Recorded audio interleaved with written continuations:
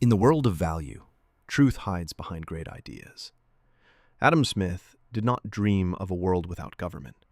He dreamed of a government with limits, strong where necessary, absent where dangerous, and always accountable to the citizens it serves. The state and the market are not enemies. They are neighbors with a fence between them. What belongs to the state? Smith's list is spare and serious.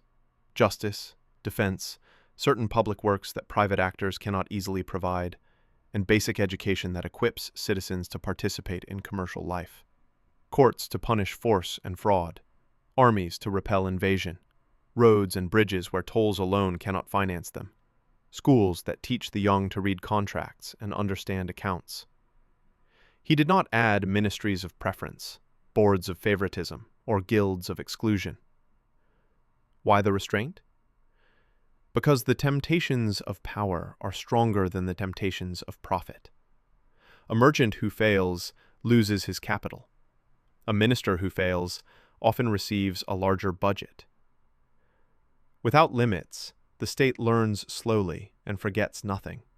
It accumulates authority the way rust accumulates on iron. Smith saw a subtler danger. When the powerful can sell privilege, the rich will buy it. Cronyism replaces competition. Profit flows to connections, not to service. Prices stop telling the truth. The invisible hand cannot work when a visible hand tips the scale. Consider tariffs designed not to fund the commonwealth, but to shelter the well-connected.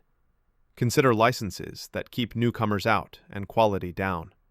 Consider subsidies that freeze obsolete methods in place while innovators wait outside the gate. Each policy has a justification. Taken together, they build a wall against the future. The cure is not anarchy, but alignment. The laws should protect the consumer's right to choose and the producer's right to enter. When choice is real and entry is open, reputation and price will do much of the regulating that edicts pretend to do. Yet Smith was no absolutist.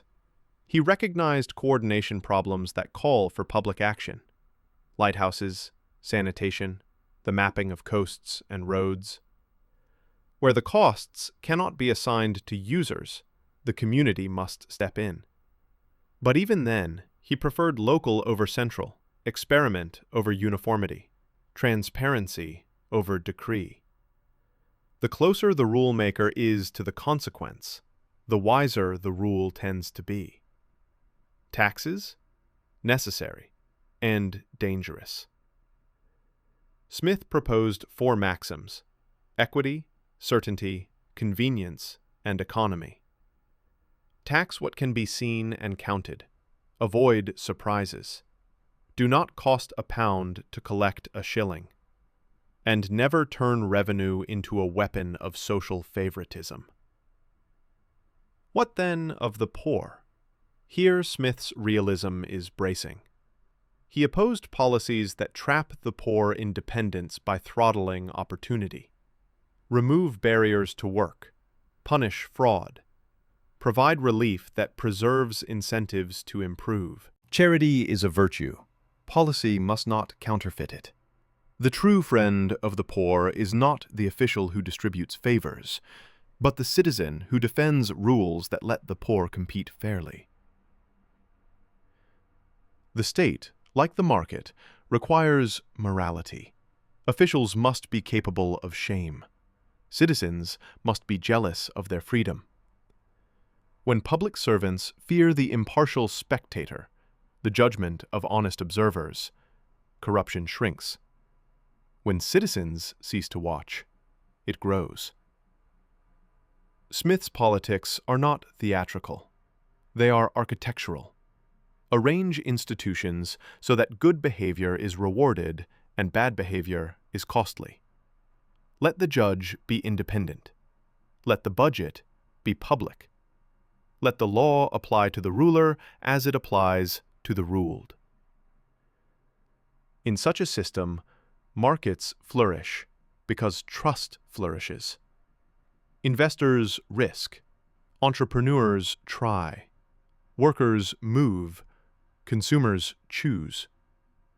The state remains strong where it should, in guarding the peace, enforcing the bargain, and building the few roads that no one else can build. And where it should not, in picking winners, selling favors, or instructing free adults how to live. This is Masters of Value, where minds built the price of freedom. Next time, in our final chapter of the week, we ask the hardest question of all. Can a market keep its soul? We will follow Smith's legacy from Kirkcaldy to the modern trading floor and test whether wealth without wisdom can ever be called progress.